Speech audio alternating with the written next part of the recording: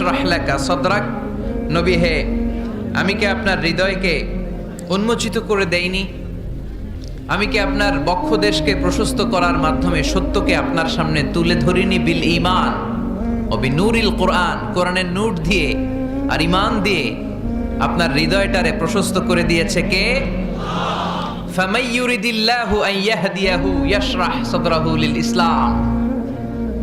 যাকে আল্লাহ হেদায়েত দিতে চায়, যাকে আল্লাহ হেদায়েতের পথের পথিক বানাতে চায়, তার জন্য, ইসলামের জন্য তার হৃদয়টাকে আল্লাহ খুলে দেন।